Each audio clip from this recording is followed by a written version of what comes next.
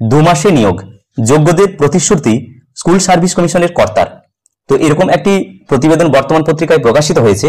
এখানে ডিটেলস কি বলছে আমরা শুনে নেব। 3 মাসে তো বটেই, প্রয়োজনে 2 মাসে সম্পন্ন হবে সিংহভাগ নিয়োগ প্রক্রিয়া। যোগ্য চাকরিহারাদের এই ভাষাতেই আশ্বস্ত করল স্কুল সার্ভিস কমিশন। মুখ্যমন্ত্রীর ঘোষণার সঙ্গে সামঞ্জস্য রেখে শনিবার এই দাবি করেন কমিশনের চেয়ারম্যান সিদ্ধার্থ মজুমদার মহাশয়। বর্তমানকে তিনি জানিয়েছেন, সরকারের ইচ্ছা অনুযায়ী কমিশন কাজ করতে সর্বদাই প্রস্তুত। 3 মাসের মধ্যে মেধা তালিকা প্রকাশ এবং নিয়োগ প্রক্রিয়া শুরু তো হবেই, এমনকি 2 মাসের মধ্যে সেই কাজ শেষ করার চেষ্টা করা হবে।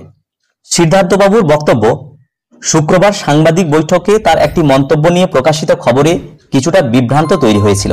তিনি জানিয়েছিলেন 3 মাসের মধ্যে এই নিয়োগ প্রক্রিয়া সম্পন্ন করা সম্ভব নয়। এদিন তার ব্যাখ্যা দিয়ে সিদ্ধার্থবাবু বলেন, একটি নিয়োগ প্যানেলের বৈধতা থাকে 1 বছর, তাই ততদিন পর্যন্ত নিয়োগ প্রক্রিয়া পুরোপুরি সমাপ্ত বলে দাবি করা যায় না। এক সাংবাদিকের প্রশ্নের উত্তরে এই ব্যাখ্যাই দিয়েছিলাম। যদিও সিংহভাগ নিয়োগ 3 মাস এমনকি 2 মাসের মধ্যে শেষ করার প্রস্তুতি নিচ্ছে তারা।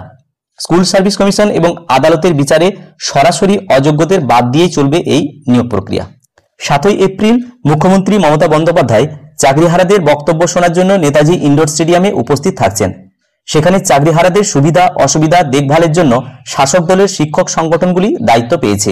যদিও যোগ্য চাকরিহারাদের যাবতীয় আগ্রহ, আশা, ভরসা এখন আবর্তিত হচ্ছে 7 তারিখের মুখ্যমন্ত্রী সভা ঘিরে।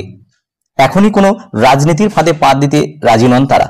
বিরোধীদের কটাক্ষ উড়িয়ে মুখ্যমন্ত্রী যেভাবে এই সভায় যোগ দেওয়ার কথা ঘোষণা করেছেন, তাতে অনেকটাই আশ্বস্ত চাকরিহারারা। বর্তমান পত্রিকায় প্রকাশিত এই প্রতিবেদনটি হুবহু এই ভিডিওর মাধ্যমে শেয়ার করার চেষ্টা করলাম। ভিডিওটি সকলকে দেখার জন্য ধন্যবাদ। সকলে ভালো থাকুন, সুস্থ থাকুন।